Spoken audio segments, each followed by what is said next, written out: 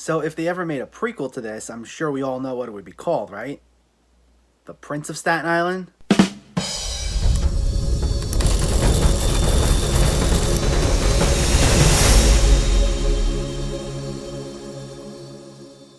The King of Staten Island stars Pete Davidson as Scott, a young man who's been experiencing arrested development since the death of his firefighter father. He spends his days smoking weed and hanging out with his friends, seemingly going nowhere. Though when his mom, played by Marisa Tomei, starts dating another firefighter, played by Bill Burr, it causes Scott to come to terms with his grief and move forward with his life. This is partially based on Davidson's own life. He was born in Staten Island, and his father was also a firefighter who passed away when he was young, leading to his own battles with depression. And here he incorporates a lot of his own personal brand of sarcastic, goofy, stoner comedy. For those of you who are familiar with his work, he's essentially playing a version of himself. So if you're not a fan of his particular style to begin with, this isn't gonna win you over. But if you do like his work, you're gonna be more than satisfied here. Davidson's performance is by far this movie's strongest element. Since this allows him to draw so much from personal experience, he feels at his most natural. We see this in the opening moments. He's driving and not paying attention, and he almost gets into an accident. He's by himself in the car, but when he gets back on track, he starts to say, "I'm sorry" to himself. Right away, you can tell this is someone who's dealt with so much trauma for most of his life. It's a very sweet movie about dealing with personal tragedy and finding ways to move on. And it hits those notes wonderfully, though despite dealing with such heavy subject matter, it can also be very funny. If you're a fan of Judd Apatow's other movies, you'll be happy to know this is filled with a lot of that same sense of humor. You got characters trading bitter insult and being overly sarcastic to one another. I laughed out loud quite a few times. Some of the jokes can be uncomfortable here and there. Like, there are quite a few scenes of Davidson making gratuitous sex jokes about his own mom. I mean, they were funny, but I did find myself cringing at a few of them. But for the most part, these were fresh, original jokes, and everyone seemed within their comfort zone. Bill Burr is by far the second best performance here. He acts as an antagonist to Davidson's character. Davidson resents him so much because he's a firefighter just like his father and now dating his mom. And he spends most of the movie trying to sabotage that relationship. He almost sees it as an insult to himself, and it leads to a lot of hilarious arguments. If you've ever seen Bill Burr's show on Netflix, F is for Family, I got a lot of Frank Murphy vibes here. He ultimately has a good heart, but a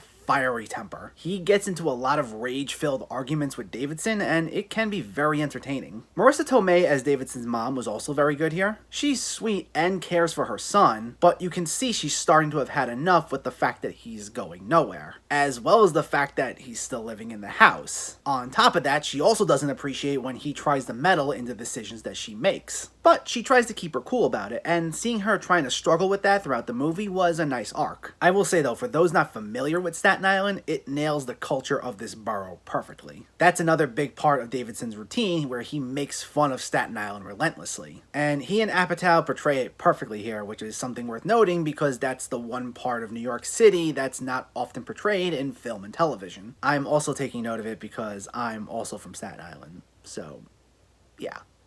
They get down how some people there can be very abrasive and confrontational. They often nail how a lot of residents in the borough who live there all their lives still mercilessly make fun of it. And it's often joked around that despite being part of New York City, that Staten Island is really part of New Jersey, but even New Jersey makes fun of them. And that's referenced here. So anyone from Staten Island or has an understanding of how Staten Island is, you'll certainly appreciate some of the jokes being made about it here. There's a very laid-back feel to this movie, and that's mostly a good thing because you need a movie that you can just sit back, relax, and laugh at. But I'd say at times it would also be to this movie's detriment. This runs at nearly 2 hours and 20 minutes, and like another movie of Judd Apatow's, Funny People, it can feel a bit too long. There are times where it feels aimless, and I guess that's kind of the point, seeing as how Davidson's character is kind of going nowhere with his life. But there are a lot of scenes of Davidson just sitting around, talking to a bunch of people, and making jokes. Sometimes it's his friends, or it's his coworkers, or it's some of the firefighters that Bill Burr works with. And most of these scenes are funny, it's just we could have done without them because they don't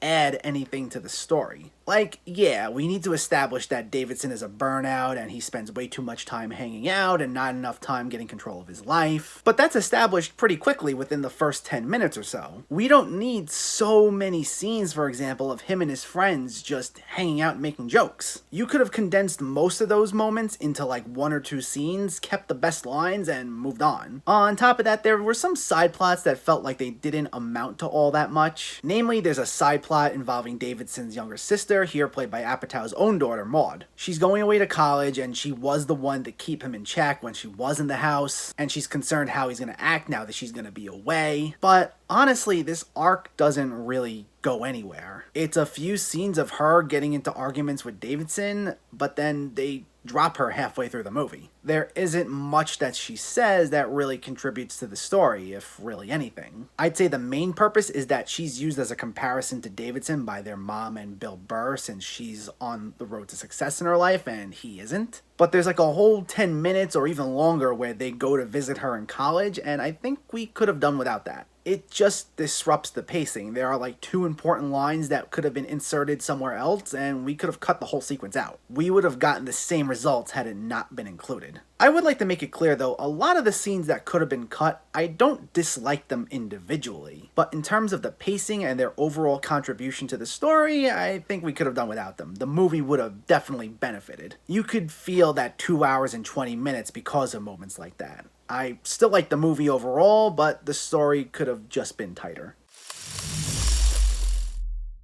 Overall, I really enjoyed this. It's a very funny, mostly easygoing movie showing what it's like growing up and overcoming grief. It can feel a bit too self-indulgent at times, and that 2 hours and 20 minutes could have definitely been cut down due to so many scenes that really didn't contribute to the story, but it's otherwise a really good time. It's hilarious, sweet, and has a lot of great performances, in particular Pete Davidson. It's on VOD now, definitely check it out. The King of Staten Island gets an 8 out of 10. So let me know, did you see The King of Staten Island, or are you planning to see it, and what were your thoughts? Did you find it funny? Did you enjoy Pete Davidson's performance? And what's one of your favorite coming-of-age stories? Let me know in the comments below. If you enjoyed this video, please like it and share it, and for more movie reviews and film discussion, please make sure to hit that subscribe button to stay updated. Thanks for watching, everyone. I'll catch you next time.